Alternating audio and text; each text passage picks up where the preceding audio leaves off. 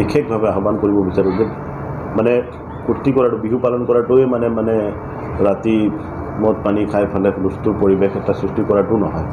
আমিও কৰি আহিছোঁ, আমাৰ সময়তো বিহু পালন কৰি আহিছোঁ অনুষ্ঠানবিলাক।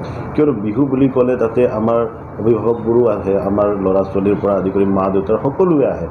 তো সকলোৱে কোনেও যাতে ডিষ্টাৰ্ব হ'ব নালাগে, ডিষ্টাৰ্ব পাব নালাগে। আৰু আমি বেলেগ ৰাজ্যবিলাকক গোটেই ভাৰতবৰ্ষক আমি অসমৰ বিহু বুলি ক'লে, বৈশাখু বুলি ক'লে আমি কি এক্সাম্পল দিম? তেখেতসকলে আমাৰ বিহুটোক লৈ পেলাই কেনেকৈ দৃষ্টিভংগী ৰাখিব? সেইকাৰণে আমি নিয়মটো, বিহুৰ যি ছিষ্টেম আছে, যি নিয়ম নীতি আছে, সেইবিলাক মানি বজাই ৰাখিব লাগিব। ৰাতি আমি প্ৰায়ে দেখা পাওঁ ৰাতি মানে সাংস্কৃতিক সন্ধিয়াবিলাকত বহুত বিশৃংখল পৰিৱেশ হয়, বহুত মাৰপিট ইত্যাদি হৈ পেলাই মদ পানী খাই পেলাই কিছুমান দণ্ড যুৱকসকলে আহি পেলাই এইটো পৰিৱেশ নষ্ট কৰে।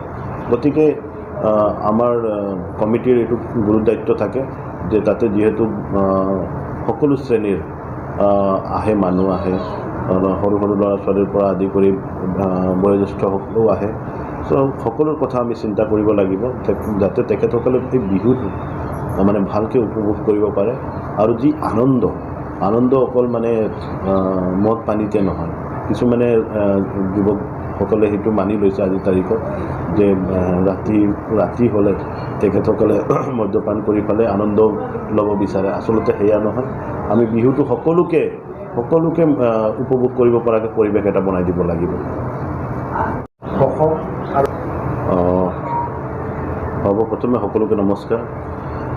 আমাৰ অসমীয়া জাতিৰ আয়ুস ৰেখা তথা অসমীয়াৰ স্বাভিমান বাপতি সাহোন ৰঙালী বিহুৰ সকলোকে শুভেচ্ছা জ্ঞাপন কৰিছোঁ আৰু নৱবৰ্ষৰ তথা অসমীয়া নৱবৰ্ষৰ শুভেচ্ছা জ্ঞাপন কৰিছোঁ। আমাৰ বড়ো জনগোষ্ঠীৰ ভাইসকলৰ যি বৈশাখু, পবিত্ৰ বৈশাখু, তাৰো শুভেচ্ছা জ্ঞাপন কৰিছোঁ সকলোকে। বহাগ বুলি ক'লে নতুন আৰম্ভণি, গতিকে নতুনকৈ এটা আৰম্ভণি কৰিবলৈ গোটেই ভাৰতবাসীয়ে সাজু হৈছে, আপোনালোকে গম পাইছে ইতিমধ্যে। আৰু আগৰ তুলনাত আজিৰ তাৰিখত আমি যি ধৰণে শান্তি, সমৃদ্ধি আৰু ভাতৃত্ববোধটো যেনেকৈ বজাই ৰাখিছোঁ, এতিয়া আগৰ তুলনাত আমি বহুত শান্তিৰে আছোঁ। গোটেই বিটিআৰতে হওক, গোটেই ভাৰতবৰ্ষতে হওক, আমি কোনো ধৰণৰ বম ফুটা, গুলীয়াগুলিৰ পৰা আদি কৰি কোনো মানে তেনেকৈ ঘটনা শুনিবলৈ নাপাওঁ। গতিকে শান্তি প্ৰতিষ্ঠা হৈছে, এইটো আমি মানিব লাগিব। বিশ্ববাসীক আজি ভাৰতবৰ্ষই এটা উদাহৰণ দেখাইছে। বহুত দেশ এতিয়া এনেকুৱাও আছে আজিলৈকেও মানে এওঁলোকে যুদ্ধত লিপ্ত হৈ আছে, মানে এটা দেশে এটা দেশৰ লগত যুদ্ধ কৰি আছে। তেনে ক্ষেত্ৰত আজি ভাৰতবৰ্ষ উন্নতিৰ বাটত আগুৱাই গৈ আছে। একমাত্ৰ এইটো সবল নেতৃত্বৰ কাৰণে হৈছে। ভাৰতবৰ্ষৰ যি যশস্বী প্ৰধানমন্ত্ৰী নৰেন্দ্ৰ মোদীৰ সবল নেতৃত্বৰ কাৰণে এইটো সম্ভৱ হৈছে। গতিকে বিশ্ববাসীক মই গোটেই ভাৰতবৰ্ষকে সকলোকে আহ্বান জনাওঁ যে আমাক উন্নতি পিছত কিন্তু শান্তিটো আগত লাগে।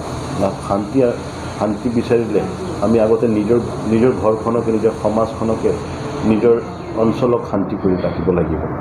আমি সেইটো কাৰণে আমাৰ দায়িত্ব হয়, বিং এ চিটিজেন আৰু নাগৰিক হিচাপে আমাৰ দায়িত্ব হয় যে আমি নিজকে কেনেকৈ অঞ্চলটোক শান্তি প্ৰতিষ্ঠা কৰিব পাৰোঁ। অকল এইটো চৰকাৰৰ দায়িত্ব নহয়, আমাৰ সকলোৰে দায়িত্ব হয়।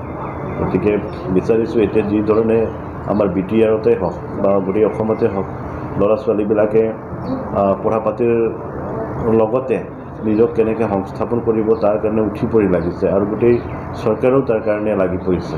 গতিকে খুব ভাল এটা দিন আমাৰ আহি আছে। মই বিচাৰোঁ যে সকলোৱে সহযোগ কৰক। আমি যেনেকৈ আগুৱাই গৈ আছোঁ ডে বাই ডে, অকল ইনফ্ৰাষ্ট্ৰাকচাৰ নহয়, মানৱ সম্পদ গঢ়াৰ ক্ষেত্ৰতো আমি আজিৰ তাৰিখত বহুত আগুৱাই গৈছোঁ। গতিকে ইয়াতে সকলোৰে সহযোগ লাগিব আৰু সমৰ্থন লাগিব। মই সকলোকে পুনৰবাৰ নৱবৰ্ষ ৰঙালী বিহু বৈশাখৰ শুভেচ্ছা জ্ঞাপন কৰিছোঁ। নমস্কাৰ।